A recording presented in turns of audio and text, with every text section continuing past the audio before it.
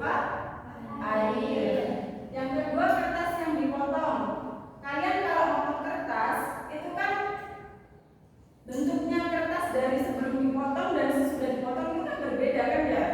Itu yang dinamakan dengan perubahan fisika. Yang selanjutnya yaitu pengertian perubahan kimia. Ada yang bisa bacakan nggak? Salah satu. Perubahan kimia adalah perubahan yang menghasilkan zat baru dengan sifat yang berbeda dari zat asalnya. Perubahan kimia bisa disebut juga dengan reaksi kimia. Perubahan kimia tidak dapat dikembalikan ke bentuk semula. Nah, terima kasih. Perubahan kimia itu kebalikan dari perubahan fisika. Kalau perubahan kimia itu zatnya juga berubah, bukan cuma fisiknya saja yang berubah, tapi zatnya juga berubah. Oke, ciri-ciri perubahan kimia: terjadi perubahan warna, bau atau rasa. Yang kedua, dapat menghasilkan gas atau endapan. Dan yang ketiga, bersifat irreversibel, artinya tidak dapat kembali seperti semula. Contoh perubahan kimia: kayu yang dibakar menjadi abu. Kalian kalau lihat orang membakar kayu nih, kan awalnya kayu itu bentuknya seperti kayu gitu ya. Kalau udah dibakar kan menjadi abu. Nah, itu berubah secara fisik dan juga zatnya. Yang kedua yaitu besi berkarat. Selanjutnya contoh perubahan fisika dalam kehidupan sehari-hari. Itu tadi yang pertama, ada lilin yang meleleh. Kalian kalau mati lampu itu biasanya kan nyalain lilin ya. Itu kalau lilin lama-kelamaan itu kan akan meleleh kan ya. Berbeda dari bentuk awalnya yang panjang, kan jadi melebar gitu aja. Garam larut dalam air. Terus air mendidih menjadi uap, air yang mendidih menjadi uap. Terus yang keempat, logam ditumpah menjadi lembaran tipis. Selanjutnya, contoh perubahan kimia dalam kehidupan sehari-hari. Yang pertama, pemasakan makanan. Misal kalian memasak telur goreng. Telur yang sebelum digoreng dan yang sesudah digoreng itu kan bentuknya udah berbeda.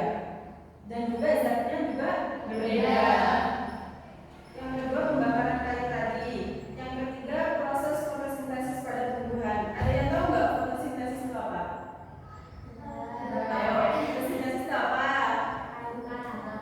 Fotosintesis itu proses pembuatan makanan yang membutuhkan bantuan cahaya matahari. Yang keempat, reaksi asam dan basa. Ada yang bisa nyebutin lagi nggak? Selain contoh ini, ada lagi contoh mungkin kalian pernah lihat perubahan kimia dalam kehidupan sehari-hari kalian, misalnya apa?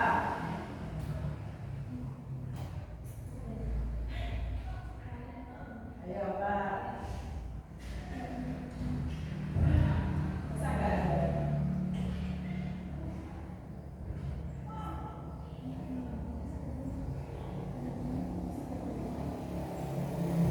Selain masak telur, biasanya masak apa yang mengalami perubahan? Masak mie ya, boleh. Terus masak apa lagi?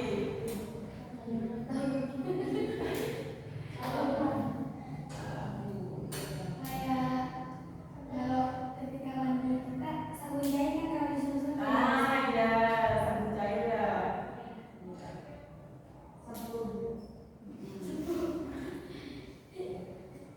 Terus tanda-tanda terjadinya perubahan kimia, timbulnya gas seperti tadi yang apa? Air yang mendidih itu kan timbul gas. Terus terjadinya perubahan warna, kayak tadi pemasakan telur tadi.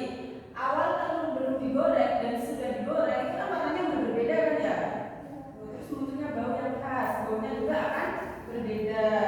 Terus pembentukan endapan. Yang kelima, keluarnya energi seperti panas, cahaya, ataupun energi suara. Oke, terima kasih. Oke, karena penyampaian materi sudah selesai, kakak punya LKPD, nanti kalian kerjakan berkelompok. Kelompoknya mau berhitung atau tulis sendiri? Berhitung. Ya. Dari itu kan 1, 2, 3, 4. Oke, yang kelompok 1